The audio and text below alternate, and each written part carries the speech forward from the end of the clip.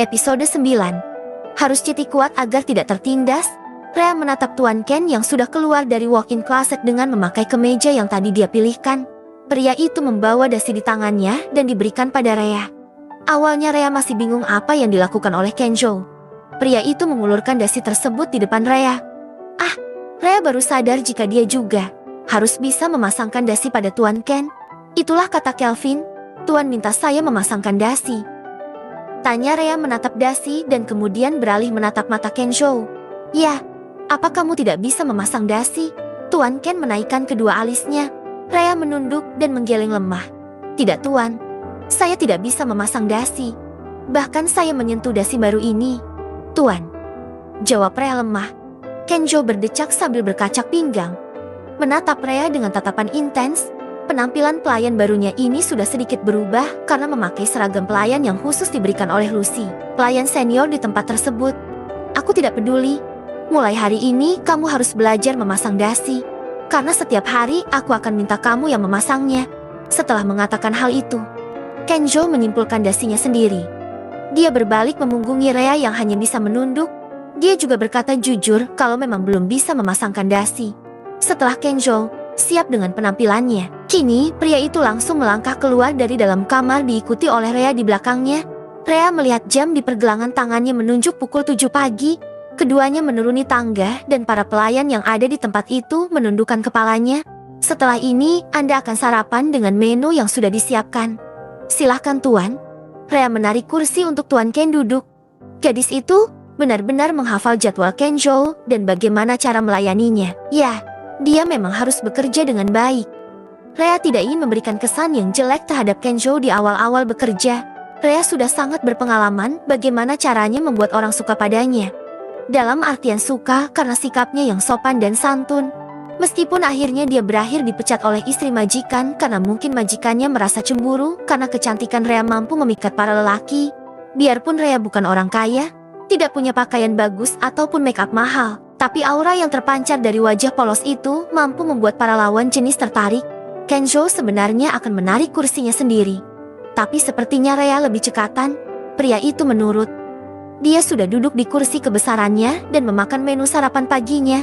Banyak pasang mata melihat keduanya, tapi Kenjo pura-pura tidak tahu dan tidak peduli. Rhea berdiri di samping Kenjo agak jauh. Dia masih setia menunggu sang majikan menyelesaikan makanannya. Setelah 30 menit kemudian akhirnya Kenjo selesai. Aku ke kantor dulu. Ingat, setelah aku pergi, kamu hanya boleh mengerjakan tugas yang aku suruh. Nanti Kelvin akan menghubungimu. Jangan lupa apa saja yang Kelvin katakan. Aku pergi. Kenjo berpamitan. Sepertinya ini sudah di luar dugaan. Para pelayan sampai melongo karena mendengar jika Kenjo sampai, berpamitan pada Rhea. Padahal biasanya Kenjo langsung melesat pergi begitu saja tanpa berkata apapun. Susie yang sejak tadi melihat interaksi Tuan Ken dan Rhea langsung berjalan menghampiri. Jangan sok cantik dan seksi ya. Aku yakin Tuan Ken hanya akan menggunakanmu tidak lebih dari 2 minggu saja. Sungut wanita itu selama mata mendelik tajam. Namun Rhea hanya menanggapi itu dengan senyuman. Dia tidak apa jika hanya dijadikan aspri alias asisten pribadi Tuan Kenjo dalam waktu singkat. Asalkan dia masih diperbolehkan kerja di tempat ini, tidak apa-apa. Tapi sekarang aku masih menjadi asisten Tuan Kenjo. Permisi, ujar Rhea nampak anggun dan tenang. Tunggu dulu. Nih, kamu yang ngepel lantai ini sekarang. Aku ada pekerjaan lain. Susie melempar alat pel pada Rhea. Susie tersenyum sinis. Dia kan senior JT junior harus mau menurutinya. Kenapa kamu diam saja? Asal kamu tahu ya, kerja di sini tuh nggak boleh malas-malasan. Susie masih menatap Rhea dengan tatapan tajamnya seakan sedang mengintimidasinya. Namun, Rhea sama sekali tidak goyah ataupun takut dengan Susie. Dia tadi sudah diberi arahan Tuan Ken untuk tidak melakukan apapun selain apa yang diperintahkan oleh tuannya itu.